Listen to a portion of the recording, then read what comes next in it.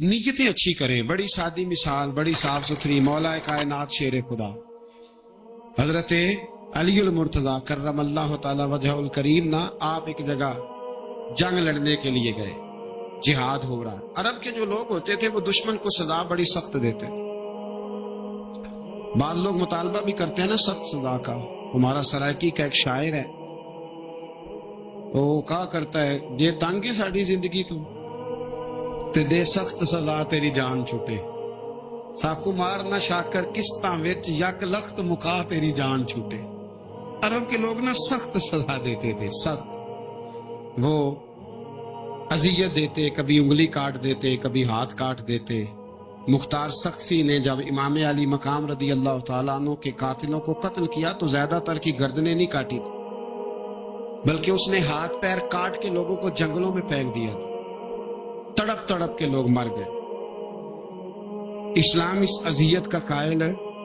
अहले अरब अजियत देते थे, बल्कि दुश्मन जब निढाल होके गिर जाता था ना तो उस पर घोड़े दौड़ा देते थे, घोड़े दौड़ जाते थे उस पर, राशे मस्क कर देते, नाक कान आंखें निकाल डालते, टुकड़े करते थे वजूद के, अजियत देते थे। तो जब कोई आदमी किसी के नरगे में आ जाता था ना, काबू में आता था, तो उसकी ख्वाहिश होती थी कि मैं मारने वाले को गुस्सा दिलाऊं ताकि मुझे जल्दी मार दे, अजियत ना दे, तकलीफ ना दे, मुझे जल्दी मार डाले, जल्दी कत्ल कर डाले। ये उनका मिजाज होता था, रवैया होता था। हजरत मौला अली शेर खुदा करमल्लाहु ताला वजहुल करीम दुश्मन पर गालिब आ गए। जब गालिब हुए तो उसने माज़अल्लाह हजरत अली पर थूक दिया।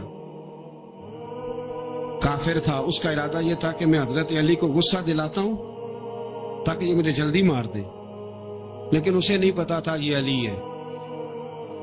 उसे नहीं खबर थी कि ये जो खमीर है ना, इनकी तरबियत मदीने वाले महबूब ने फरमाई है। यहां जो चमक दमक है उसका रंग सारी दुनिया से निराला है, अनोखा है, शानदार है, वजादार है, कमाल है।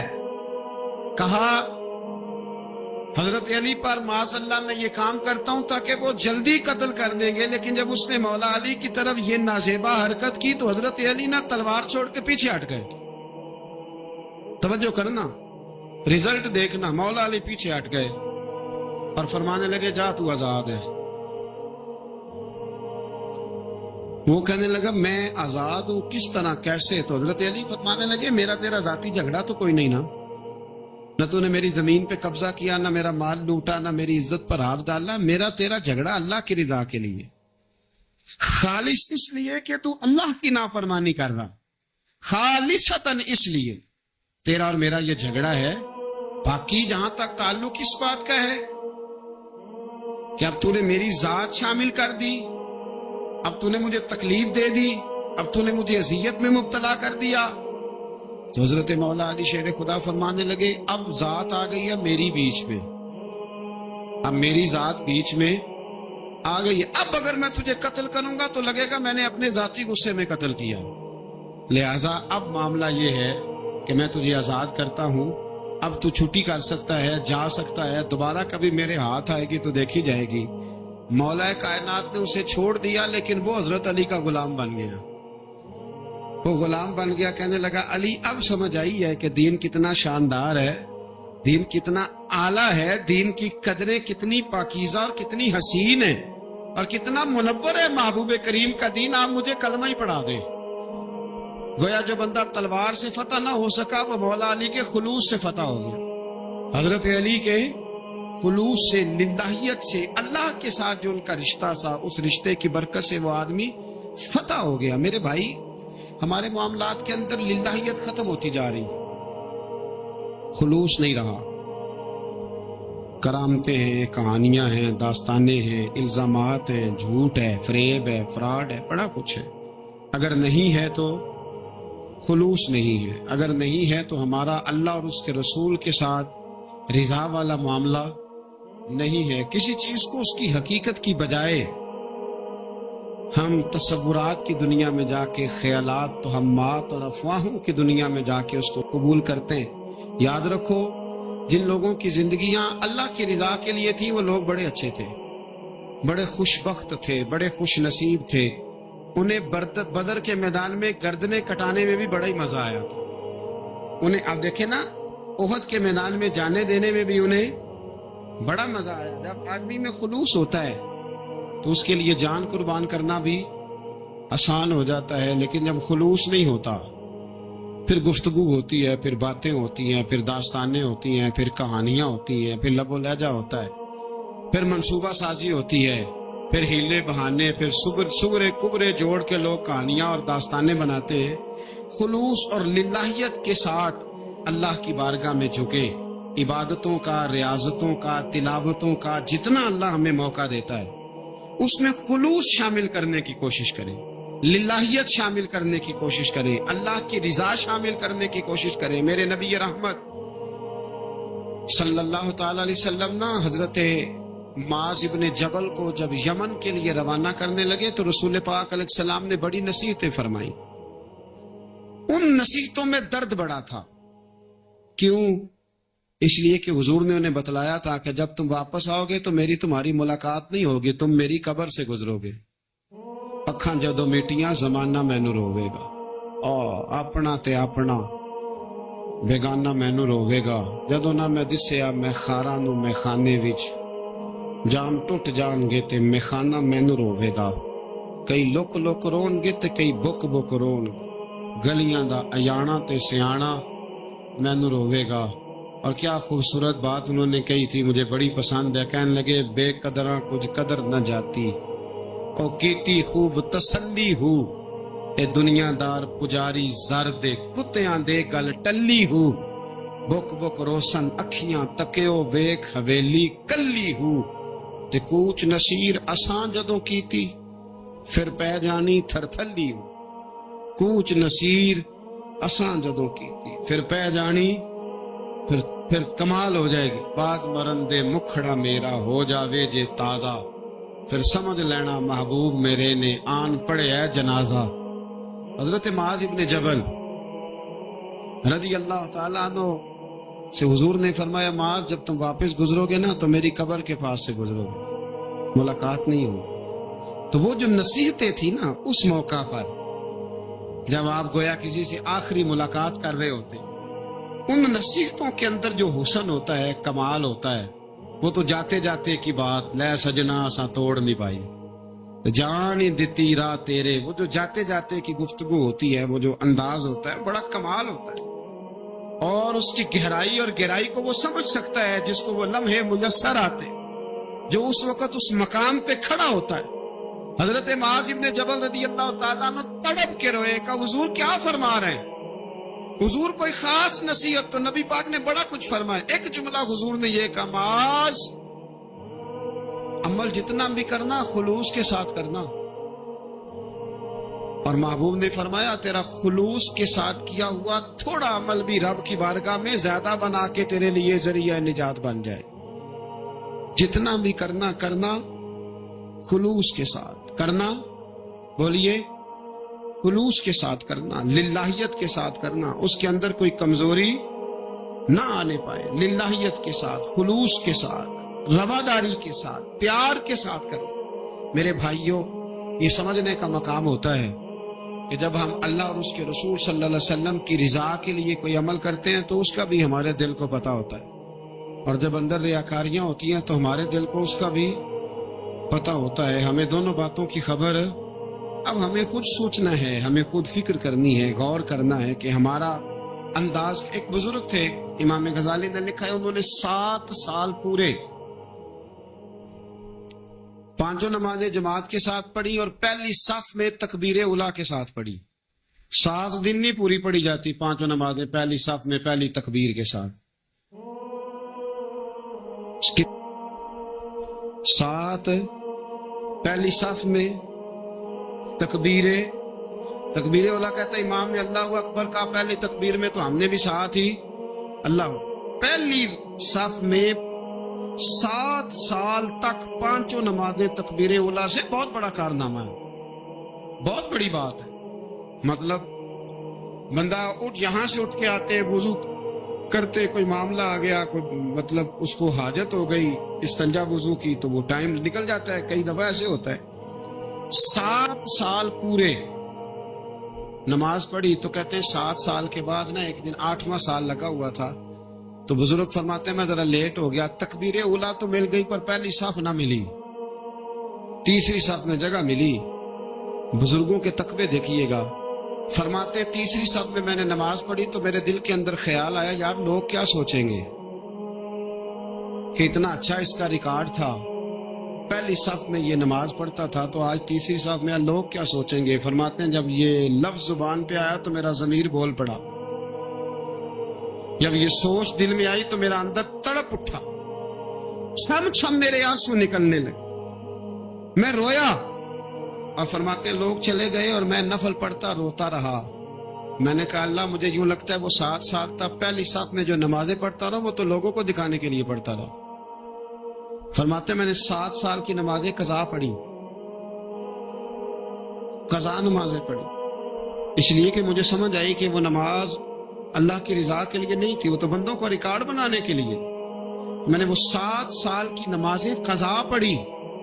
اور فرماتے اب دوبارہ سے جب میں جاتا ہوں تو پھر میں اپنے دل پہ غور کرتا ہوں کہ پہلی صف تکبیر اولا پر یہ بتا نیت کیا ہے، یہ بتا کہ تیرا ارادہ کیا ہے. شیخ سعدی فرمایا کرتے تھے تیرے وجود کا قبلہ تو سیدھا ہے، دل کے قبلے کی بھی بات بتا. تیرے وجود کا قبلہ درست ہے پر دل کے قبلے کی بھی، ہاں خودی کا سر نہاں لا الہ الا اللہ، خودی کا تیگ فساں لا الہ. یہ دور اپنے ابراہیم کی تلاش میں ہے.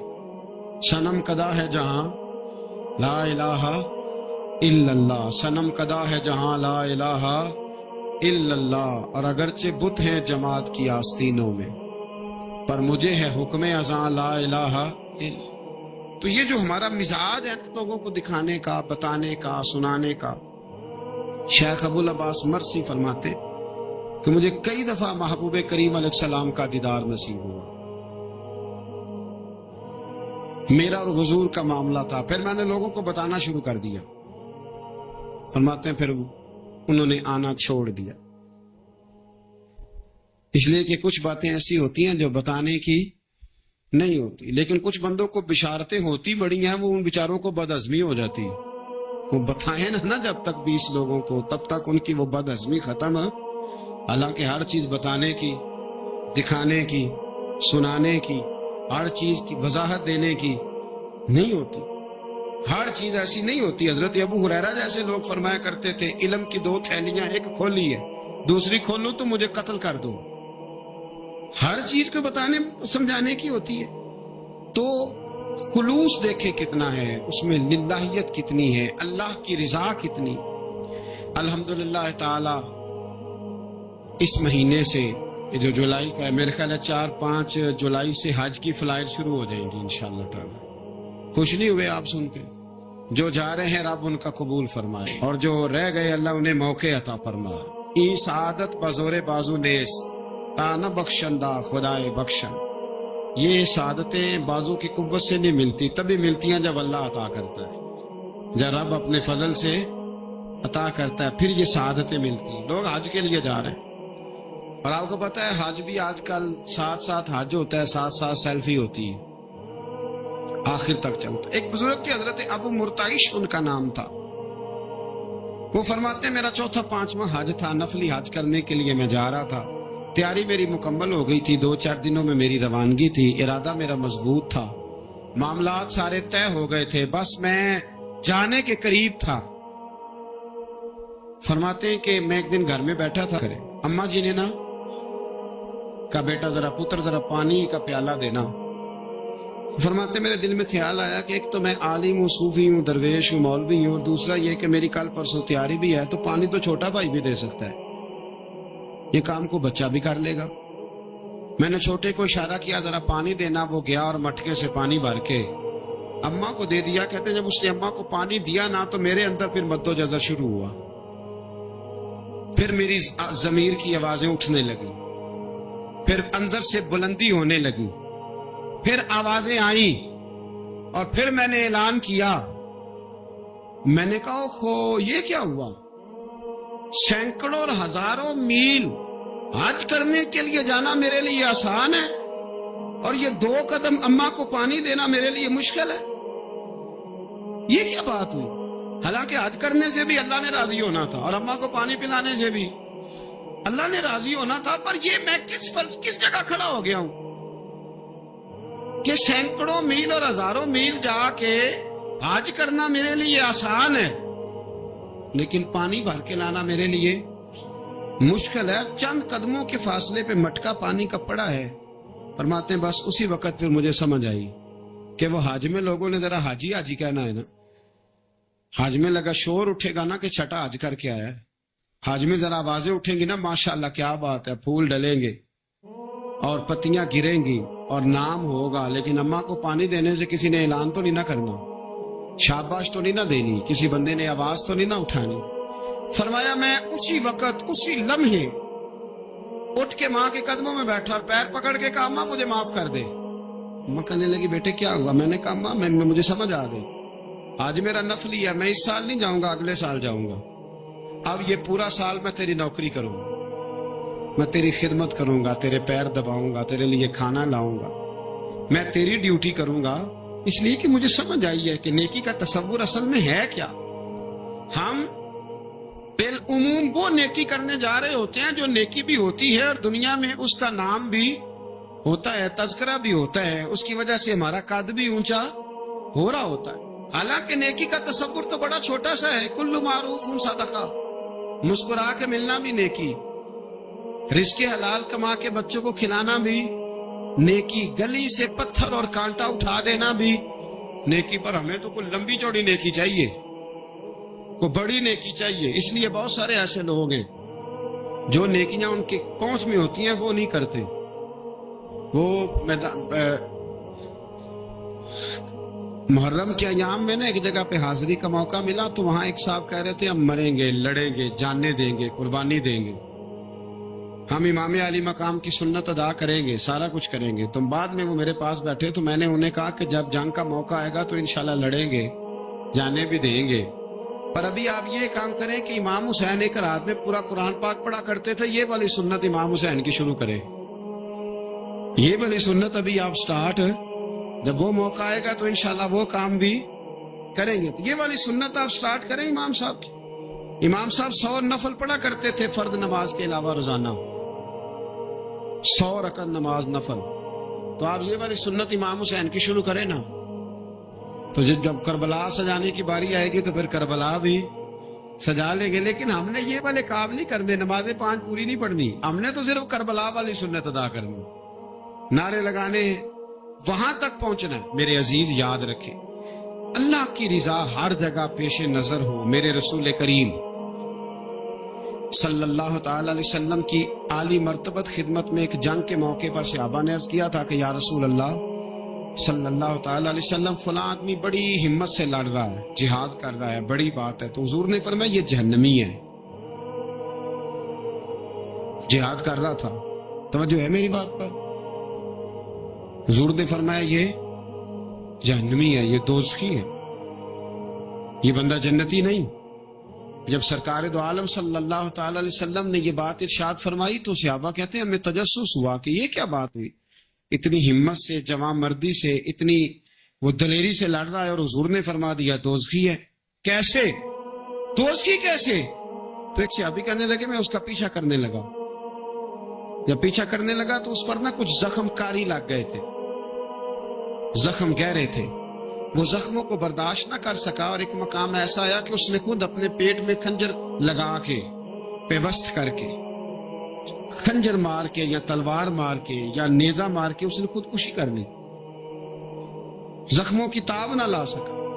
حضور نے فرمایا تھا کہ یہ جہنمی ہے، تو اس کی وہ جو بات تھی وہ صادق ہو گئی۔ کہتے میں فوراً بولا، میں نے کہا میرے محبوب جو فرماتے حق اور سچ ہی فرماتے، دیکھو کس موت مرا۔ اب اس پر مفسرین نے لکھا ہے کہ وہ بندہ جو گھر سے نکلا تھا نا تو وہ دین کے لیے لڑنے نہیں نکلا تھا، وہ قومیت کے لیے لڑنے آیا تھا کہ میرا سارا قبیلہ کیا ہے تو مجھے بھی جانا چاہیے، ہماری قوم سے فلانی قوم ٹکرائی ہے تو لہذا ہمیں، اس کی نیت میں، ارادے میں دین، للہیت اور خلوص شامل اس کی دلیل وہ حدیث ہے جس میں حضور نے فرمایا کہ عالم بھی، سخی بھی اور شہید بھی اس وجہ سے جہنم میں جائیں گے معاذ اللہ کہ ان کی خدمات کی وجہ اللہ کی رضا نہیں تھی، خدمات کی وجہ ذاتی شہرت تھی، بہادری کے دعوے تھے، سخاوت کا سبب یہ تھا کہ لوگ انہیں سخی کہیں۔ خلوص والا جو عمل ہوتا ہے نا، خلوص والا، وہ تو بڑا تھوڑا بھی ہو تو قبول ہوتا ہے، اس میں بڑی دیکھیں نا، اللہ کی بارگاہ میں مقدار نہیں دیکھی جاتی، معیار دیکھا جاتا ہے، مقدار نہیں دیکھی جاتی، معیار دیکھا جاتا ہے۔ نبی کریم علیہ السلام نے ایک جنگ کے موقع پہ اعلان کیا کہ ہر بندہ چندے میں حصہ دے، قحط کا زمانہ ہے، بہت زیادہ مال کی ضرورت ہے، ہر آدمی آئے، حصہ ڈالے، آگے بڑھے۔ جب سرور دو عالم صلی اللہ تعالی علیہ وسلم نے یہ اعلان فرمایا، حضور نے حکم دیا تو بڑا بڑا مال دیا۔ حضرت عثمان غنی نے کئی سو اونٹ دیے مال کے بھر کے، حضرت صدیق اکبر نے بھی بڑا دیا، فاروق اعظم نے بھی آدھا مال دیا، حضرت عبد الرحمن ابن عوف جیسے لوگوں نے ہزاروں اور لاکھوں دینار دیے۔ ایک غریب صحابی تھے،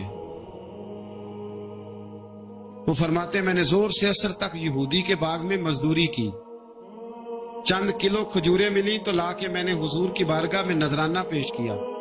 فرماتے میرے دل میں خیال تھا کہ وہ میری ہٹی کیا کرے گی، میرا ایک قطرہ کیا کرے گا، جہاں لوگوں نے لاکھوں دیے، ہزاروں دیے تو کیا بنے گا۔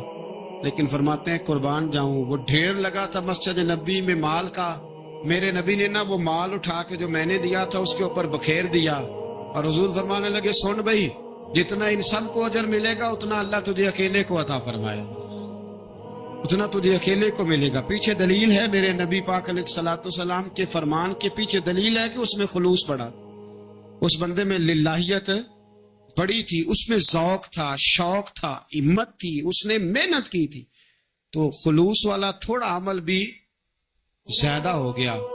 چھوڑے ریاکاریاں، چھوڑے تصنع، کوئی بھی کام کریں تو پہلے دل سے فتویٰ پوچھیں، پہلے اپنے آپ سے پوچھیں کہ یہ جو کام میں کر رہا ہوں، جس طرف میں جا رہا ہوں، یہ بات درست ہے کہ نہیں۔ پھر جب آپ سمجھ لیں کہ بات درست ہے، پھر اس پر اور محنت کریں اور خلوص کا مظاہرہ کریں۔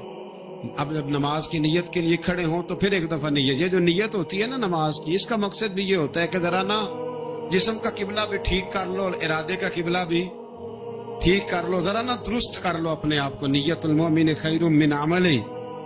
بخاری شریف میں نبی پاک علیہ الصلوۃ والسلام نے ارشاد فرمایا، سرکار فرماتے ہیں کہ ایک بندے نے نیک تھا لیکن اس نے ایک بلی کو باندھ دیا، پانی نہیں پلایا، کھانا نہیں دیا، بلی مر گئی۔ فرمایا اس کے باوجود نیکیوں کے اللہ نے اسے جہنم میں ڈال دیا۔ ایک فاحشہ عورت ہے، توجہ ہے میری بات پر، ادھر دیکھیے گا ذرا، ایک بہت گناہ کرنے والی بی بی ہے، وہ گزر رہی ہے، کتے کا چھوٹا سا بچہ پیاسا ہے۔ مدینے والے محبوب علیہ السلام، میں کہتا ہوں اس کی اتنی خوش قسمتی تھوڑی ہے کہ میرے نبی نے اس کا ذکر کر دیا ہے، اس سے بھی بڑی کو خوش قسمتی ہوگی۔ محبوب پاک علیہ السلام ارشاد فرماتے ہیں کہ وہ عورت گزر رہی تھی تو کنویں کے کنارے سخت گرمی کے موسم میں کتے کا بچہ پیاسا۔ لوگ یہاں بلا وجہ الجھ جاتے ہیں، کہتے ہیں ساری زندگی انسان گناہ کرے اور کتے کے بچے کو پانی پلائے تو بخشا جائے۔ او بھائی، مطلب یہ نہیں کہ وہ کتے کا بچہ تھا، مطلب یہ تھا کہ اس کے دل میں اللہ نے، اس کے سینے میں اللہ نے رحمت والا دل پیدا فرمایا تھا۔ اور انسان کی نہیں، وَلَٰكِن يَنظُرُ إِلَىٰ قُلُوبِكُمْ، رب جب دیکھتا ہے تو وہ دل دیکھتا ہے، تو اس کے سینے میں جو دل تھا وہ رحمت والا تھا، سخت گیر نہیں۔ کتے کا بچہ پیاسا، کنویں کے کنارے، گرمی بڑی سخت، گزر نہیں جاتے لوگ، اپنا بچہ اسی کے آگے، اور جس کو دکان پہ رکھا ہے اس کو کہا پیسے نہیں لینے، پکڑ سائیکل، لا سودا، جلدی جا، دھوپ ہے۔ تو پھر کیا ہوا، تو نے میرے سے 8,500 پورا نہیں لینا، اپنا بچہ چھپا کے رکھا، گزر رہی ہے، بچہ دیکھ لیا، کتے کا بچہ پیاسا، لکڑی کے جوتے اس خاتون نے پہنے تھے، اس نے اپنے دوپٹے کو پھاڑ کے 2 حصوں میں کیا، اور پھر اس نے وہ اپنا جوتا لکڑی کا کنویں کے اندر لٹکایا، اور پانی نکال کے تو یوں کر کے جب وہ بچے کے منہ میں اڈیل رہی تھی تو عرش کا مالک راضی ہو رہا تھا، پیدا کرنے والا رب راضی ہو رہا تھا۔ اور میرے حبیب فرماتے ہیں چند قطرے اس بی بی نے اس کے منہ میں پانی کے کیا اڈیلے، خدا کی رحمت کو جوش آیا، فرمایا فرشتوں اس کے غلام والی لسٹ ساری پھاڑ دو، میں نے اسے جنت دینے کا فیصلہ فرما لیا ہے۔ پر اگر تو سخت گیر ہو جائے، دیکھیں نا، جس قوم کا روزانہ کی کوئی نہ کوئی خبر زیادتی کی لگ جائے، کیا بیٹیاں برابر نہیں ہوتی؟ کیا بہنیں برابر نہیں ہوتی؟ جہاں روز کوئی نہ کوئی خبر قتل کی لگ جائے، قتل ہی کر دیا، مار ہی ڈالا کسی، جہاں روز کرپشن کے کیس سامنے آئے، غریبوں کا مال کھا کے بھی لوگ بڑے تسلی سے وقت گزاریں، تو اس کا مطلب یہ ہے کہ اس معاشرے نے یہ سمجھنا ہی چھوڑ دیا ہے کہ ہماری بقا کس چیز میں، ہمارا فائدہ کس چیز میں۔ نرمی پیدا کریں بھائی، اگر طبیعت میں نرمی نہیں ہے، کسی پہ ترس ہی نہیں آتا، اس قدر زیادہ خود غرضی ہو گئی ہے کہ اپنے سوا کوئی شے دکھائی نہیں دیتی۔ یاد رکھیں، جو چاہتا ہے میرے بچے سکھی رہیں وہ غریبوں کے بچوں سے پیار کرے، جو چاہتا ہے میرے گھر کے اندر روشنی رہے وہ کسی غریب کے گھر میں روشنی جلانے کی کوشش کرے، جو چاہتا ہے میرے لیے لوگ رحمت اور کرم کے جذبات رکھیں وہ دوسروں کے حق میں نرمی اختیار کرے۔ ہمارے مزاجوں کی سختی، ہماری طبیعتوں کا کورا پن اور ہمارے مزاج کے اندر جو سوائے اپنی ذات کے ہم نے سوچنا ہی چھوڑ دیا ہے، اس نے معاشرے کو گھٹن کا شکار کر دیا، اس نے بھائی کا بھی بھائی سے رشتہ لالچ کا بنا دیا۔ زمانہ کسی سے سلام بھی لیتا ہے تو پہلے سوچتا ہے میرا یہ فائدہ کیا کر سکتا ہے، کہاں کر کے یہ میرے کام آ سکتا ہے۔ یہ وہ والا معاشرہ نہیں جس کو میرے نبی پاک علیہ السلام نے تربیت فرمایا ہے۔ اس لیے پلٹ کر دیکھیں حضور ہماری کہاں تربیت کر رہے ہیں، ان چیزوں پر غور فرمائیں۔ سکندر اعظم نے 32 سال کی عمر میں آدھی دنیا فتح کر لی تھی، تو لوگ پتہ کیا کہتے تھے؟ یہ وہ بندہ ہے جس کو تاریخ نے گریٹ کا لقب دیا ہے۔ لکی نہیں کہتے، ہم کہتے بڑا لکی ہے بھائی۔ لوگ کہتے تھے یہ مقناطیسی آدمی ہے، کبھی ناکام ہوا ہی نہیں۔ سکندر اعظم کبھی ناکام نہیں، جس علاقے اور عمر کتنی، اتنی کم عمری میں اتنی دلیری، آدھی دنیا فتح کر لی۔ ملتان سے گزر رہا تھا تو اسے ایک تیر لگا، کچھ لوگ کہتے ہیں یہاں جیلم کے پاس لگا تھا، ایک تیر لگا اسے، اس نے کہا بندہ تلاش کرو، کسی کی اتنی جرت کہ سکندر اعظم کو تیر مارا ہے، تلاش کرو۔ جب ڈھونڈنے لگے تو بندہ نہ ملا، تو سکندر نے حکم دیا کہ جس کی آنکھ چمکتی ہے اسے قتل کر، مرد بھی مارے، بچے بھی مارے، بوڑھے بھی مارے۔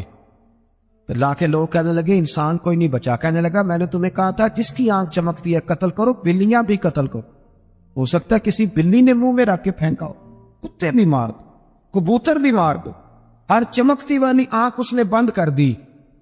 یونان کے قریب ایک بستی کا رہنے والا سکندر عراق کے شہر بابل میں تھا، ملیریا بخار ہوا، کیا کہتے ہیں ہم، چند ٹکیوں کی مار ہے، دوائی کھا لو ٹھیک ہو جائے گا۔ ملیریا بخار ہوا، 32 سال، کچھ لوگوں نے کہا نہیں 2 مہینے کم، 33 سال عمر ہو چکی تھی۔ تو سکندر اعظم زمین پہ بیٹھا ہے، ایڑیاں رگڑ رہا ہے، موت کا جھٹکا لگا، موت کا ہوئے نامور بے نشاں کیسے کیسے، زمین کھا گئی، نوجوان کیسے کیسے، جگہ جی لگانے کی دنیا نہیں ہے، یہ عبرت کی جا ہے، کوئی تماشا نہیں ہے۔ ایڑیاں رگڑ رہا ہے، 2 ہفتے کا سفر رہ گیا تھا، گھر پہنچنے کا تو سکندر ایک صوبے کا، ایک ملک کا، ایک چھوٹے سے علاقے کا سربراہ نہیں، سکندر آدھی دنیا فتح کرنے والا، پلیٹ میں رکھ کے کسی نے حکومت نہیں دی، خود محنت کر کے فتح کی۔ لیکن سکندر ایڑیاں رگڑتا ہے، زور زور سے زمین پہ مارتا ہے اور کہتا کوئی ہے جو مجھ سے میری ساری سلطنت لے لے اور مجھے صرف 2 ہفتے کی زندگی دے دے، میں پردیس میں نہیں مرنا چاہتا، گھر مرنا چاہتا، کوئی مجھے 2 ہفتے کی زندگی، 2 ہفتے، کوئی 2 ہفتے، مٹی دے تو مٹی رہنا، ایمی کا دی بلے بلے، اج مٹی دے اتے بندے آتے، کل مٹی دے تھلے کا، کوئی مجھے مہلت لے دے۔ لیکن رب کا قانون ہے، جب وقت آ جاتا ہے پھر مہلت۔ میرے بھائی اپنی زندگی نہ عاجزی میں، جھوک کے، سادگی میں، کونے میں، دنیا کی پروٹوکول ختم ہوں گے۔ اصل پروٹوکول وہ ہے جو اللہ قیامت کے دن عطا فرمائے۔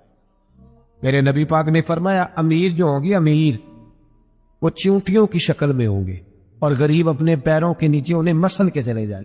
یہ وہ والے امیر جو تکبر کرتے تھے، ورنہ تو امیر حضرت عثمان غنی بھی ہیں، حضرت عبد الرحمن ابن عوف بھی ہیں، حضرت سلمان علیہ السلام، جو امیر تکبر کرے، اکڑ جائے، اگر امیر ہو عاجزی اختیار کرے تو پھر تو اللہ اسے جنت بھی عطا فرماتا ہے۔ تو میرے بھائی اپنے آپ کو سمیٹیں، ہم جانے کے لیے، جن کی عمریں میری طرح 40 سال کی طرف سفر کر رہی ہیں نا، وہ آدھی زندگی جی چکے، باقی آدھی پتہ نہیں ہے۔ لوگ اتنا لمبا یاد نہیں رکھتے۔ حضرت مولا علی قبرستان گئے تو قبر والوں سے کہنے لگے، قبر والوں تمہارا کیا حال ہے؟ تو ایک مردہ قبر کے اندر سے بول کے کہنے لگا، علی کفن پھٹ گیا ہے، ہٹیاں چور چور ہے، مال تو پتہ نہیں کہاں رہ گیا، پر حساب دینا پڑ رہا ہے۔ آپ بتائیے پیچھے ہمارے گھر والوں کا کیا حال ہے؟ تو حضرت علی فرمانے لگے، جہاں تم بیٹھتے تھے وہاں کوئی اور بیٹھنے لگ گیا، تمہاری بیویوں نے نئے نکاح کر لیے، تمہارے دوستوں نے نئے دوست بنا لیے، اب تو لوگ تمہیں یاد بھی نہیں کرتے، اب تو تمہارا ذکر ہی کوئی نہیں کرتا، اب تو ختم ہو گیا تمہارا تذکرہ بھی، کوئی تذکرہ اسی کا رہے گا جس نے رب کو یاد کیا اور پھر رب نے اس کا چرچا کیا، اس کا تذکرہ رہے۔ اپنے آپ کو ایک موقع پر بھی کبھی متکبر نہ ہونے، عاجزی حسن ہے زندگی کا۔ خزانہ آئے تو قارون نہ بنے، محل بنائے تو شداد نہ بنے۔ اگر اللہ تعالیٰ دولت دے تو کبھی بھی اپنے آپ کو نمرود اور فرعون نہ بننے دے۔ اقتدار ملے تو کبھی بھی اپنے آپ کو ہلاکو خواہ اور چنگیز خواہ نہ بناؤ، اور اگر نمازی بنو تو وہ والے نمازی بنو جو نمازی بھی ہوتا ہے۔ حضرت عمر فاروق کو کسی نے عید والے دن دیکھا تو عمر رو رہے تھے، چھوٹی عید والے دن۔ ہمارے ہاں تو لوگوں نے ڈیک تیار کر کے رکھ لی ہیں، تیاری ہو گئی ہے، چاند رات کو جو نیکیاں کمائی ہیں وہ ساری شیطان کے حوالے کریں گے معاذن اللہ ماشاء، اس کو کہیں گے لے جا، ہم نے کمائی ہیں تیرے لیے، فوراً پہلی رات ہی، ادھر اعلان ہوا نہیں ادھر تماشے لگے نہیں معاذن۔ حضرت عمر عید والے دن رو رہے تھے، کسی نے کہا عمر یہ خوشی کا دن ہے آپ رو رہے ہیں؟ تو فرمانے لگے خوش تو وہ ہونا جس کو یقین ہے کہ اس کا نماز روزہ قبول ہو گیا، مجھے تو ابھی پتہ ہی نہیں میرا قبول ہوا ہے کہ واپس کر دیا جائے گا، جاؤ مجھے کچھ خبری سناؤ آ کے کہ میرا قبول ہوا۔ وہ تو بے نیاز ہے، وہ تو دل کرے تو کہے جا اٹھا کے لے جا، تیرا مجھے پسند ہی نہیں۔ عاجزی میں رہے، انکساری میں رہے، عمل کر کے روئے، کہے مولا تیرے قابل تو نہیں پر تو مہربانی فرما، اسے قبول فرما۔ حضرت سلطان باہو رحمت اللہ تعالی علیہ کے ایک خادم ہوئے، ان کا اصل نام امیر بابا لکھا ہے بعض جگہوں پہ، لیکن ان کو کدن میاں، کڈن میاں، بڈھے میاں کئی ناموں سے یاد کیا جاتا ہے۔ بڑے درویش صاحب حضوری آدمی تھے، اکثر لوگ دم درود کرانے آتے تھے ان کے پاس۔ بزرگوں کے پاس لوگ آتے ہیں، اللہ کے بندے دعا کرتے ہیں تو اللہ خیر فرما دیتا ہے۔ آج کل کا زمانہ نہیں، اب تو دکانداری ہے نا، ٹوکن چلتے ہیں، تو اللہ تعالیٰ خیر کرے، حالات بڑے عجیب و غریب ہے۔ تو ان کے پاس لوگ آیا کرتے تھے دم کرانے، انہوں نے نا دور ایک برتن رکھا ہوا تھا، تو کوئی آدمی آتا تو تھوڑا سا اس میں نذرانہ ڈالتا، کہتا حضرت جی میرا یہ کام ہے یہ کر دیں۔ وہ خلیفہ تھے حضرت سلطان باہو، وہ گردن چکاتے، تھوڑی دیر کے بعد سر اٹھاتے، کہتے تیرا کام ہو جائے گا۔ صحیح مسلم کی حدیث ہے، نبی پاک نے فرمایا رب اشغاز اکبر لو اقسم علی اللہ لا ابرہ، اللہ کے کچھ بندے ایسے ہیں جو اللہ کو قسم بھی دے تو اللہ ان کی قسم پوری کر دیتا ہے۔ ان کے کپڑے مٹی سے بھرے ہوتے ہیں پر اللہ کو کہہ دے تو اللہ کر دیتا ہے۔ حضرت سلطان باہو کے وہ خلیفہ کہتے ہو جائے گا تو ہو جاتا۔ پھر کوئی بندہ آگے کہتا یہ نذرانہ ڈال دیا تو کام گردن جھکاتے، کہتے اپنے پیسے نکال کے لے جا، تیرا کام کوئی نہیں ہونا۔ ایک دفعہ کچھ سید زادیاں آ گئیں، انہوں نے آ کے نا اس زمانے میں 100 روپیہ سمجھ لے کہ آج کل ₹1,00,000 بابا جی کے نذرانے والے گلے میں ڈالا اور آ کے کہا کہ بابا ہمارے نا ایک بچے کو سزائے موت ہو گئی اور حلفاً بتاتے ہیں کہ ناجائز پھانسی کا حکم ہوا ہے، تو تیری رب رسول کی بارگاہ تک رسائی ہے، مہربانی کر، سیدوں کا بچہ ہے، مہربانی کر۔ بابا جی نے گردن جھکائی اور کہا اپنا 100 روپیہ نکال کے لے جاؤ، مشکل ہے بچہ بچے تو میں کچھ نہیں کر سکتا۔ سید آدمیاں تھی، روتی ہوئی لوٹ گئیں، بچے کی نانی زندہ تھی، ان کو جا کے بتایا تو وہ رونے لگ گئیں، کہنے لگی تمہیں بات نہیں کرنی آئی، اللہ کے بندے بڑے نرم دل ہوتے، تمہیں منانا نہیں آیا، ورنہ یہ ہو سکتا تھا۔ میں جاتی ہوں، وہ آئی 100 روپیہ ڈالا اور بابا جی امیر صاحب کے پاس بیٹھ کے کہنے لگی بابا بات یہ ہے کہ ہم سید ہے سارا ہمارے گھرانے کا، پر چلو آج تک رسائی تیری ہے، آج کل تیرے تعلقات مضبوط ہے تو مہربانی کر، کوئی غلط بات نہیں، بچے کو پھانسی غلط ہو رہی، مہربانی کر۔ بابا کہنے لگا اماں میرے بس میں نہیں، میں بھی تو اللہ کا کمزور بندہ ہوں نا، مالک کا کمزور بندہ ہوں، وہ ضروری نہیں، دعا پہ فضل ہوتا ہے، اگر اس کی مشیت ہو تو پھر بندہ کیا کر سکتا ہے۔ تو اماں یہ کام نہیں ہو سکتا. تو اماں رونے لگ گئی, کہنے لگی کوئی نہیں, میں قیامت کے دن حضور کی بارگاہ میں تیری شکایت کروں گی, میں کہوں گی کہ میں نے بتایا تھا میں سید ہوں, اس نے توجہ ہی نہیں کی, میرا کوئی خیال ہی نہیں کیا. بابا صاحب فرمانے لگے اماں پیسے نہ نکالنا, جا تیرا کام ہو جائے گا, جا تو ہو گیا تیرا مسئلہ حل, ہو جائے گا. وہ آپ پیسے رکھتے تھے تو سال کے بعد 6 مہینے کے بعد مہینے کے بعد جا کے حضرت سلطان باؤ کو دے کے آیا کر, وہ وہاں لنگر میں یا کسی جگہ خرچ کرتے. جس دن اس بچے کی پھانسی کا وقت تھا نا, تو وہ بابا جی حضرت سلطان باؤ کے پاس چلے گئے. حضرت سلطان باؤ کے مزار پہ جو دوست گئے ہیں یا میرے ساتھ گئے ہیں وہ جانتے ہیں کہ گڑھ موڑ سے یوں مڑتے آگے دربار ہے, تو گڑھ موڑ پہ حضرت سلطان باہو ان کے استقبال ان کو وہاں پتہ چل گیا کہ وہ آ رہا ہے. آئے دروازے گڑھ موڑ تک, مرید ساتھ تھے. حضرت سلطان باہو کہنے لگے یار تو نے اچھا نہیں کیا, اپنے خلیفے تو نے اچھا نہیں. کہنے لگے حضور چارہ کوئی نہیں تھا, سیدزادیاں آ گئی تھی, حضور کا خاندان تھا, میں کیا کرتا. مرید کہتے ہمیں سمجھ نہیں آ رہی کہ یہ کیا ہو رہا ہے. کہنے لگے مجبوری تھی, کیا کرتا, کدھر جاتا, حضور کا خاندان تھا. کہا تو نے اچھا نہیں, کہتے ہمیں نہیں سمجھ آ رہی کہ تو نے اچھا نہیں کیا. وہ کہتے ہیں حضور کا خاندان تھا, اس کا معنی کیا ہے. کہتے تھوڑی دیر گزری, بچہ وہاں سے رہا ہو گیا, حضرت سلطان باہو کے خلیفہ کا انتقال ہو گیا, وہ وصال کر گئے, وصال ہو گیا. آپ نے جنازہ پڑھایا, دفن کیا, تو غلام کہنے لگے حضور یہ ماجرا کیا ہے. آپ فرمانے لگے اس نے اللہ کے حضور دعا کی تھی کہ مولا جناب اسرائیل نے اس دن کسی نہ کسی کی روح لینے آنا ہے نا, تو میری لے جائے. اب سیدزادیاں دروازے پہ آ گئی ہے, تو سادات کو تو خالی نہیں نہ بھیجا جا سکتا, مصطفیٰ کا خاندان ہے. حضور میری روح لے جائی جائے اور اس سیدزادے کو چھوڑ دیا جائے. فرمائے اس نے اللہ کے حضور قربانی دے کے وَفَدَيْنَاهُ بِذِبْحٍ عَظِيمٍ.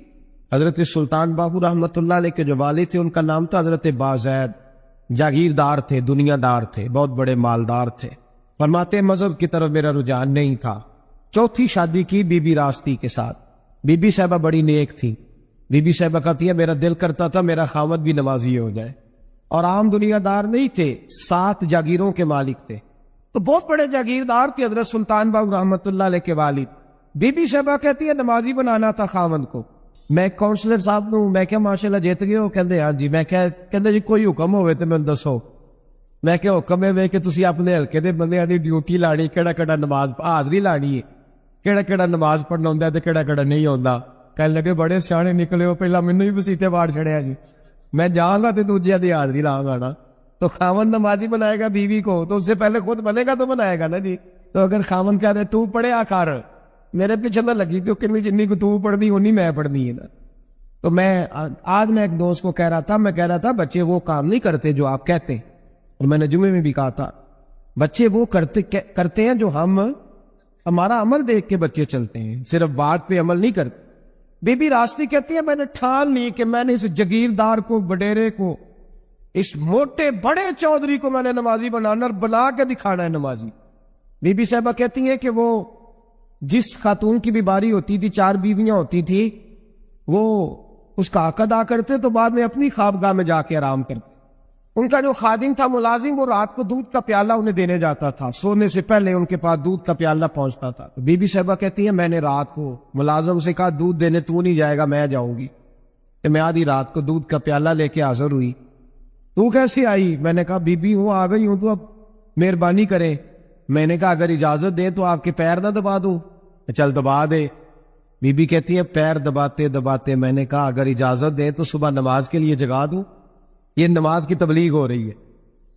تو بابا جی پتہ کیا کہتے ہیں حضرت بازید, کہنے لگے تو مجھے جانتی نہیں, خبردار مجھے تبلیغ کرنے کی کوشش کی, اس گھر میں رہنا ہے تو سانس اونچا نہ لینا, پتہ ہے تو کس کے ساتھ بھی آئی, خبردار. کہتے میں چپ کر کے آ گئی.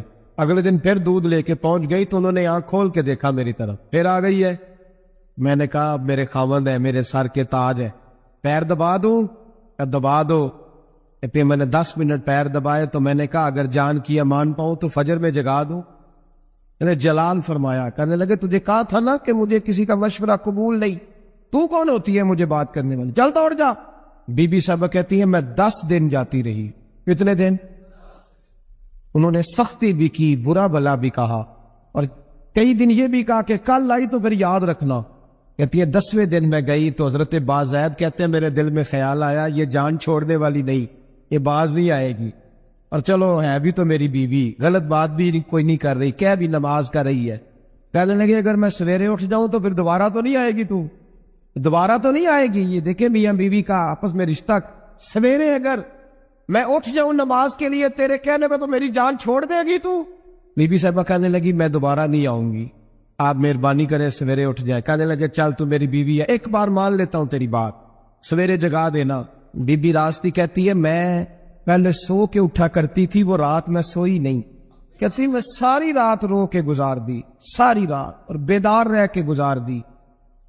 سویرے فجر کے وقت پانی گرم کیا، بغل میں مصلی لیا، خامد کو بیدار کیا، وضو کرایا، اور کہتی ہیں جب وہ اللہ اکبر کہہ کے سنتوں کی نیت باندھی تو میرے اس طرح آنسو گرے جیسے سیلاب آتا ہے اور دریا کا بند ٹوٹتا ہے، اور میں نے رو کے کہا مولا میرے اختیار میں یہی تک تھا، میں مصلی پہ کھڑا کر سکتی ہوں، میں دل تو نہیں نہ بدل سکتی، وہ تیرے قبضے میں ہے، مقلب القلوب ہے، فضل کار اس کا دل بدل دے۔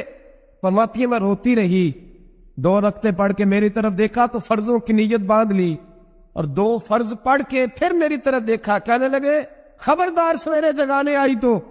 میں نے کہا جی نہیں جگاتی۔ میری طرف دیکھ کے کہنے لگے تو نہیں جگائے گی آج کے بعد میں تجھے نماز کے لیے جگاوا کروں گا، میں تجھے جگاؤں گا۔ آپ فرمانے لگی وہ نمازی بن گئے، میں پہلے ہی نمازی تھی، جب ان 2 نمازیوں کا ملاپ ہوا تو اللہ نے سلطان باہو جیسا بیٹا۔ حضرت عمر بن عبدالعزیز عراق میں رہنے والی ایک عورت تھی، اس عورت کا خامد فوت ہو گیا تو 5 بچیاں یتیم تھی، وہ عراق سے چلی اور جناب عمر بن عبدالعزیز کے پاس آئی کہ آپ میری بچیوں کا وظیفہ لگا دیں۔ وہ کہتے ہیں جب میں پہنچی نا یہاں تو اب تو استقبال، آنا جانا بڑے معاملات ہے، اب تو بچی کی بارات آئے اور 5 7 10 20 لوگ دروازے پہ کھڑے نہ ہوں تو بارات ناراض ہو جاتی ہے، کہتے ہمارا استقبال ہی کسی نے نہیں کیا۔ تو استقبال تو اب اس طرح ہے جس طرح نشہ نہیں ہوتا، یہ استقبال کی حالت ہے، امیروں سے لے کے غریبوں تک۔ مجھے پوچھا ہی نہیں کسی نے، کرسی نہیں دی، آگے نہیں بٹھایا، یہ والا معاملہ ہے۔ اور میں میری طرح کے لوگ، نیک لوگوں کی بات نہیں کرتا، اب تو ہم دیکھتے فلاں مولانا کا استقبال ہو رہا ہے، فلاں کے لیے لوگ کھڑے ہو رہے ہیں، نعرے لگ رہے ہیں، اور اب تو میں دیکھتا ہوں ایسے ایسے ہاتھ لہراتے ہیں صوفی اور درویش کہلانے والے، جیسے سیاسی لیڈر لہرایا کرتے۔ یہ کیا طریقہ ہو؟ یہ کون سا طرز زندگی؟ میرے نبی پاک صلی اللہ علیہ وسلم نے فرمایا جو خواہش کرے کہ میں آؤں اور لوگ کھڑے ہوں وہ تو جہنمی ہے، تو دوزخی ہے۔ سارے وہی طریقے ہمیں اختیار کرتے جا رہے ہیں، وہی پروٹوکول ہے ہر جگہ۔ وہ لوگ جن کے دروازے کھلے ہونے چاہیے تھے وہاں بھی ہر وقت کے لیے معاملات طے ہو گئے۔ یاد رکھیں میرے نبی پاک علیہ الصلوۃ والسلام نے جو تعلیمات دی، حضرت عمر بن عبدالعزیز رحمت اللہ تعالی علیہ، عورت کہتی ہے میں پہنچ گئی، میں نے لوگوں سے پوچھا گھر کہاں ہے، تو کہا وہ جہاں بوری لٹک رہی ہے نا باہر ٹاٹ کا پردہ لگا ہوا ہے، وہ حضرت عمر بن عبدالعزیز کا گھر ہے۔ کہتی ہے میں دروازے پہ دستک دی، ایک عورت نے دروازہ کھولا تو مجھے بی پی جال کے اندر بلایا، تو ان کے گھر کے اندر جب میں داخل ہوئی تو بڑا سارا سین تھا، ایک جانب کنواں لگا تھا، ایک طرف ایک بڑا درخت تھا، اور ایک چھوٹا سا بنائی ہوئی تھی جگہ برتن دھونے کے لیے، اور بی بی نہ برتنوں کو مٹی لگا کے صابن لگا کے بیٹھی ہوئی تھی، کام کر رہی تھی وہ عورت۔ مجھے اس نے درخت کے نیچے بٹھایا، پانی پلایا، کیسے آئی ہو؟ میں نے کہا امیر المومنین سے ملنا ہے۔ کہنے لگی بیٹھو تھوڑی دیر میں آ جاتے۔ کہتی تھوڑی، میں نے سمجھا گھر کی کوئی ملازمہ ہے، میں بیٹھ گئی، تھوڑی دیر گزری، پھر دستک ہوئی، اس بی بی نے اٹھ کے دروازہ کھولا تو جب وہ شخص اندر آئے تو کہنے لگی بڑی دیر سے برتنوں کو صابن لگا کے بیٹھی ہوں، کہاں رہ گئے؟ کہتی ہیں وہ صاحب کہنے لگے بس ذرا مصروف ہو گیا تھا، دوڑے گئے کنویں سے پانی نکالا، بی بی کو دیا، اس نے برتن دھوئے۔ کہتی ہے پھر تھوڑا سا سرکہ اور ایک رات کی روٹی وہ لائی، اس شخص نے کھائی۔ میں نے کہا کہ یہ دونوں گھر کے ملازم ہیں، میاں بیوی کام کرتے ہیں۔ جب وہ کھانا کھا چکے تو وہ عورت میرے پاس آئی، کہنے لگی اٹھ کے مل لو امیر المومنین سے۔ میں نے کہا کون امیر المومنین؟ تو کہنے لگی کب سے تو آئے ہیں، یہ جس نے کنویں سے پانی نکالا یہی مسلمانوں کا امیر ہے، اور یہ جس نے درخت کے نیچے بیٹھ کے سرکے سے روٹی کھائی ہے یہی ہے، یہ فرشتوں کی داستان نہیں، یہ وہ لوگ ہیں۔ میں رات کو بھی کہہ رہا تھا ایک جگہ پہ کہ یہ لوگ جو ہے نا جن کا آپ روز شکوہ کرتے ہیں حکومتیں بڑی خراب ہیں، یہ کوئی نہیں خراب، بالکل خراب نہیں، اتنے سیاسی لیڈر ہیں سارے صحیح ہیں، خراب وہ لوگ ہیں جو انہیں ووٹ دے کے لیڈر بناتے ہیں، بالکل خراب نہیں۔ میں تو ان کے حق میں ہوتا جا رہا ہوں، ناراض ہو گئے نا آپ لوگ، اللہ کرے تسی ہو جاؤ تو اگلے الیکشن سے سیانے بھی ہو جاؤ. آمین تو کہہ دیں. میں نے کوئی مشورہ نہیں دینا اس لیے کہ میری نظر میں کوئی ایسا شخص نہیں جس کے لیے میں آپ سے کہہ سکوں کہ ووٹ دے. اور ہم تو ایسی بات کریں تو کئی لوگ ناراض ہو کے چلے جاتے ہیں, لیکن کوئی پرواہ نہیں, اس لیے کہ یہ دین میرے نبی پاک کا دین صرف مسجد کا دین نہیں. انشاءاللہ آئندہ جمعہ نظریہ پاکستان بیان کروں گا اور بتاؤں گا کہ پاکستان کا مطلب کیا, لا الہ الا اللہ محمد رسول اللہ صلی اللہ علیہ وسلم. حضور کا جو قرآن نافذ ہوگا مسجد میں, وہ قرآن کچہری میں بھی نافذ ہوگا انشاءاللہ. اور وہ قرآن نافذ ہونے آیا ہے, اسمبلیوں میں وہی قرآن نافذ ہوگا انشاءاللہ. اور یہی چراغ جلے گا تو روشنی ہوگی. بیان کریں گے اور ڈٹ کے بیان کریں گے, آپ کو بتائیں گے. بات جو بات سمجھا رہا ہوں فی الوقت وہ سمجھے, مجرم وہ نہیں جو بڑا بن کے لوٹتا ہے, مجرم وہ ہے جو اس کو سپورٹ کرتا ہے, جس نے اسے بڑا بنایا ہے. یہ یاد رکھ لیں, ہماری کوئی بچت نہیں ہوگی ہم سے پوچھا جائے. ہم سارے کچہری میں کھڑے ہوں گے, اللہ سوال کرے گا کہ تم بتاؤ تم ان کے مددگار کیوں بنے تھے, تم سپورٹ کیوں کرتے تھے, یہ پوچھا جائے گا اور ہم نے جواب دینا ہے. بہرحال عام دام برسر مطلب جناب عمر بن عبدالعزیز رحمت اللہ علیہ کے وہ بیٹی کہی تو کہنے لگی کہ یہ امیر المومنین نے کہا, اٹھی حاضر ہوئی, کہا حضور میں عراق سے آئی ہوں, میرا خامد فوت ہو گیا, میری 5 بیٹیاں ہیں, وظیفہ لگا دے. وہ بی بی کہتی ہے میرا دل تھا کہ یتیم بچیوں کا 100 دینار سال کا لگا دیں گے تو بڑی بات ہے. کہتی ہے جب میں ان کے پاس گئی تو حضرت عمر بن عبدالعزیز کو بتایا تو وہ رونے لگ گئے اور مجھ سے معافیاں مانگنے لگی. میں نے کہا حضور آپ کیوں معافی مانگتے ہیں؟ تو کہنے لگے اس لیے معافی مانگ رہا ہوں کہ تو میری رعایا میں تھی اور تیری 5 بچیاں یتیم تھی, تجھے خود چل کے آنا پڑا ہے. میرا کام تھا تیری خبر لیتا, معاف کر دے اللہ کی رضا کے لیے. انہوں نے وظیفہ لکھنا شروع کیا تو میری ایک بچی کا 1000 دینار سال کا لکھا. میں نے کہا اللہ تیرا شکر ہے. پھر دوسری بچی کا 1000 لکھا تو میں نے کہا اللہ تیرا شکر ہے. تیسری کا 1000, چوتھی میں نے کہا شکر ہے. جب چوتھی کا لکھا تو میں نے کہا اللہ آپ کا اقبال بلند کرے, اللہ آپ کو ہمیشہ اسی طرح پھلتا پھولتا رکھے. کہتے ہیں جناب عمر بن عبدالعزیز نے قلم رکھ دیا, فرمانے لگے میں 5ویں کا وظیفہ نہیں لکھوں گا, 4 بہنوں سے کہنا بانٹ کے اسے بھی دے دیں. کہا حضور کیوں؟ آپ فرمانے لگے جب تک تو اللہ کا شکر ادا کر رہی تھی میں بھی رب سے جڑا ہوا تھا اور اللہ سے ڈر کے لکھ رہا تھا. اب تو نے میری تعریف کی ہے, اب میری ذات آ گئی ہے, اب میں اگر یہ وظیفہ لکھوں گا تو اس سے اللہ راضی نہیں ہوگا, اس سے میرے نفس میں ریا پیدا ہوگی. اب میں 5ویں کا نہیں لکھوں گا, جا اور جا کے عراق کے گورنر کو دے. بی بی کہتی ہے میں گھوڑے پہ بیٹھی اور میں چند دنوں کے بعد عراق پہنچی. جب سویرے آ کے میں نے والی عراق کو رکا دیا تو وہ چیخ مار کے رویا. میں نے کہا کیا ہوا؟ تو کہنے لگا بی بی آج رات کو حضرت عمر بن عبدالعزیز کا انتقال ہو گیا, فوت ہو تو انتقال کر. کہتی میں بھی تڑپ کے روئی. میں نے کہا میری یہ 3 بچیوں کا کیا بنے گا؟ تو وہ گورنر کہنے لگا تیرے وظیفے جاری رہیں گے, تجھے ملتے رہیں گے. تو کہنے لگی کیسے؟ کہنے لگا میں اگر تو گورنر رہا تو تیرا وظیفہ جاری رہے گا, اور اگر گورنری سے اتر بھی گیا تو میں ذاتی طور پہ مالدار ہوں, پھر بھی تیری بچیوں کے ماہانہ پیسے پہنچتے رہیں گے. میں نے کہا تو کیوں دے گا؟ کہتی وہ رو پڑا. کہنے لگا اگر امیر حضرت عمر بن عبدالعزیز جیسے ہو تو پھر اللہ گورنروں کے دلوں میں بھی رحم ڈال دیا کرتا ہے, پھر میرے جیسے لوگوں کو بھی وہ بدل دیتا ہے. حضرت عمر بن عبدالعزیز گھر آئے, 3 بیٹیاں تھی. ایک کو آواز دی وہ آئی تو اس نے منہ پہ ہاتھ رکھا ہے, دوسری کو آواز دی وہ آئی تو منہ پہ ہاتھ رکھا ہے, تیسری کو آواز دی تو منہ پہ ہاتھ رکھا ہے. آپ نے اپنی بیوی سے کہا کہ یہ بچیاں منہ پہ ہاتھ کیوں تینوں نے رکھا ہوا ہے, کیا بات ہے؟ تو بی بی رو پڑی. کہنے لگی 4 دن ہو گئے میری بیٹیاں پیاس سے روٹی کھا رہی ہیں, 4 دن ہو گئے, ان کے منہ سے بدبو آتی ہے, اس لیے وہ آپ کے سامنے آتی ہیں تو منہ پہ ہاتھ رکھ لیتی ہیں 4 دنوں سے.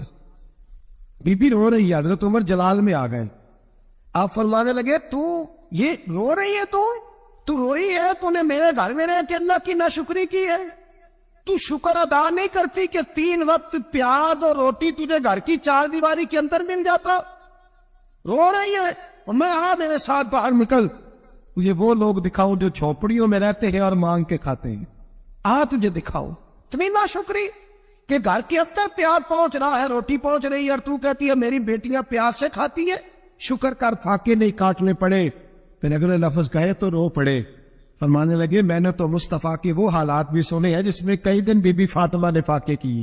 تو گھر کے اندر پیاز پہنچ رہا ہے تو ابھی بھی سادگی, عاجزی اور قناعت نعمت تھی ان لوگوں کی. ہمارے ہاں روز شکوا ہے, کس بات کا؟ گاڑی کوئی نہیں. روز رونا ہے, کس بات کا؟ بنگلہ کوئی نہیں. روز رونا ہے, کس بات کا؟ بینک بیلنس کوئی نہیں. 10 जोड़े क्यों नहीं ईद पे आए। और ये सिर्फ औरतों का मसला नहीं, हमारे अंदर भी ये बात बदर्ज औला। हम रोज अपने आप को मिस्कीन कहते हैं, गरीब कहते हैं, नाचार कहते हैं, मजबूर कहते हैं। कभी देखो वो जो झोंपड़ियों में रहते हैं, कभी पलट के देखो लोगों की तरफ जो पैदा हुए तो आंखें कोई नहीं थी, हाथ कोई नहीं थे, पैर कोई नहीं। वो देखो जो पैदा हुए तो सर पे बाप का साया कोई नहीं। कैसे कैसे लोग वक्त गुजार रहे हैं। हम रोज आके कहते हैं कारोबार ठंडा हो गया, हालात बड़े खराब हो गए, हम बड़े मजबूर। क्या हो गया साहब? अल्लाह के दिन है, सारे अल्लाह के दिन है। मसल अच्छा है ना, फिराक अच्छा है, यार जिस हाल में रखे वही हाल अच्छा है। दीनी मजालिस और दीनी महफिल जितनी भी होती है उसमें किसी एक खास उन्वान की तरफ हमारे उलमा हमारी तवज्जो दिलाते हैं। ज़रूरी ये होता है कि खालिस उस उन्वान को समझा जाए, उस बात पर गौर किया जाए और किताब व सुन्नत की उस फिक्र की रोशनी में अपने नेक आमाल में पुख्तगी और तेज़ी लाने की कोशिश की जाए। मेरा और आपका दौर तेज़ी का दौर है, भाग दौड़ बहुत ज़्यादा। अजीज दोस्तों, दौड़ धूप भाग दौड़ और शिद्दत है मामलात के अंदर। कुछ लोगों को ऐसी चीज़ों की भी जल्दी है जिनमें जल्दी नहीं करनी चाहिए। और वो दौड़ सारी किस बात की है? पैसे में आगे गुजरने की, शोहरत में आगे गुजरने की, फेमस होने की, किसी भी चीज़ पर बहुत सारी, किसी भी सूरत में बहुत सारी चीज़ों को जमा कर लेने। ये दौड़ शिद्दत इख्तियार कर गई। दौड़ते जा रहे हैं लोग, दौड़ते जा रहे हैं। असाबी थकावट है, जिस्मानी थकावट है। और इस दौड़ में ऐसे लोग शामिल हैं कि जो अब वक्त था कि वो लौट आते, पलट आते, चीज़ों को देख लेते। बहुत सारे टारगेट ऐसे थे जो उन्होंने अचीव कर लिए, अब उनको वापस लौटना चाहिए था, लौट नहीं पा रहे। कुरान मजीद हमारी रहनुमाई करता है, कुरान मजीद हमें एक सबक देता है, एक बात की जानिब हमारी तवज्जो कराता है। कुरान मजीद कहता है दौड़ लगाओ, एक दूसरे से आगे निकलो, जरूर निकलो, लेकिन फरमाया फस्ताबिकुल खैरात, नेकियों में एक दूसरे से आगे निकलो।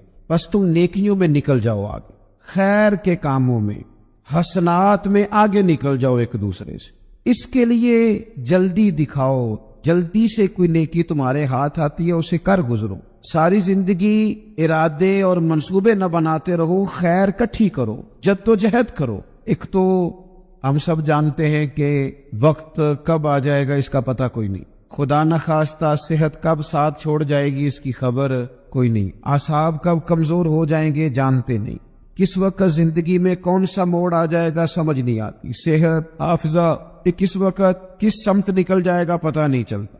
तो हमें हुक्म दिया गया कि तुम जल्दी करो।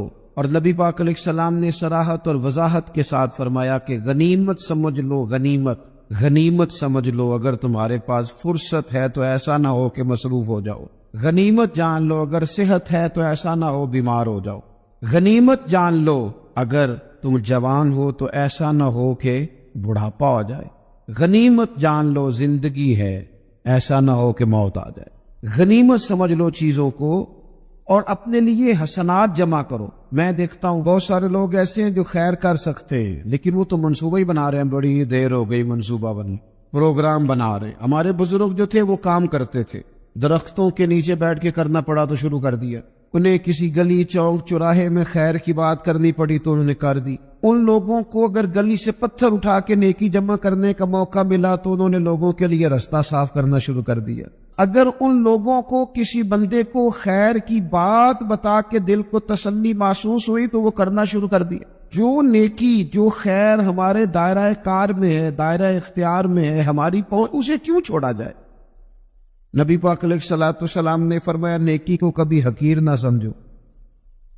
कुछ ना हो सके तो मुसलमान भाई से मुस्कुरा के मुलाकात कर लेना, अल्लाह सदके का सवाब अता कर देगा। आपने काफी सारी माशाअल्लाह सुभान अल्लाह कही है, पर ये मुस्कुरा के मिलना आजकल मुश्किल हो गया ये काम भी, क्योंकि ये दौर है नाराज लोगों का दौर। इसमें हर कोई किसी न किसी से नाराज है, तो मिल तो लेते हैं, मुस्कुरा के नहीं मिलते। मुलाकातें तो हो जाती हैं, लोग तो हर रोज एक दूसरे से मिलते हैं, पर ये दिल कम ही किसी से मिलते हैं। मिलते हैं लोग पर मिलते, जिंदगी में वो अजीब लम्हा था, वो मेरे साथ था पर मैं तन्हा था। लोग मिलते हैं पर मिलने को तैयार। हुजूर ने फरमाया नेकी को हकीर न समझो, कुछ ना हो सके तो जरा मुस्कुरा के मिल लेना। क्या माना है किसी से मिलना तो राजी होकर मिलना, یہ جو مزاجوں میں گھٹن ہے طبیعت بلا وجہ کی ہے، بعض جگہوں پہ کوئی اس کا کوئی شرعی پس منظر نہیں، کچھ نہیں، بلا وجہ۔ نیکیوں میں ذرا جدوجہد کی جائے، کوشش کی جائے، حصول حسنات میں کوشش کی جائے۔ ہم نہ بڑے سست ہیں، دنیا کے معاملے میں چست ہیں اور خیر کٹھی کرنے میں سست۔ جلد از جلد آپ دیکھیں ہمارے بزرگوں نے بہت زیادہ کام کیا ہے، بہت زیادہ۔ اس کی وجہ یہ تھی کہ وہ دوسروں کے کام پہ نہیں توجہ دیتے تھے، اپنے کام پہ توجہ دیتے۔ آج کل ہمارا یہ مسئلہ ہے کہ ہم نیکی اس لیے نہیں کر پاتے کہ ہماری اپنے کام پہ توجہ کم ہوتی ہے، دوسرے پہ زیادہ ہوتی ہے۔ نتیجہ کیا نکلتا ہے؟ دوسرے کئی دفعہ آگے نکل جاتے ہیں اور ہم جو بھی منصوبے بنا رہے ہیں، پروگرام طے کر رہے ہیں، وہ معاملہ پیچھے رہ جاتا ہے۔ تو زندگی میں جلد از جلد خیر جمع کرنے کی کوشش کرنا، جلد از جلد۔ امام بخاری کی عمر 65 سال ہوئی ہے اور قرآن مجید کے بعد وہ صحیح ترین کتاب امت کو دے گئے۔ کو بہت لمبی عمر نہیں، 62 سال عمر مبارک پائی۔ کتنا ہمارے بزرگوں نے کہا، حضرت عمر بن عبدالعزیز کی عمر 39 سال ہوئی، پوری 40 نہیں۔ کتنی خیر بانٹی انہوں نے زمانے۔ کام نہیں کرتے، پروگرام نہیں بناتے، ہم خیر نہیں جمع کرتے۔ خیر جمع کرنے کا وقت تو ہے، فٹافٹ کر لی جائے۔ پھر تو اس طرح کا ٹائم آ جاتا ہے کہ انسان زیادہ نماز پڑھنا چاہتا ہے، نفل پڑھنا چاہتا ہے، اس کا وجود ساتھ نہیں دیتا۔ اس طرح کے اوقات آ جاتے ہیں کہ وہ کچھ خیر کرنا چاہتا ہے، پھر اس کے پاس موقع نہیں رہتا۔ وہ لکھنا، پڑھنا، پڑھانا، سمجھانا چاہتا ہے، پھر قواعد اتنے مضبوط نہیں رہتے۔ جدوجہد کی جائے، کوشش کی جائے، جلد از جلد۔ اللہ کے پیارے رسول صلی اللہ تعالی علیہ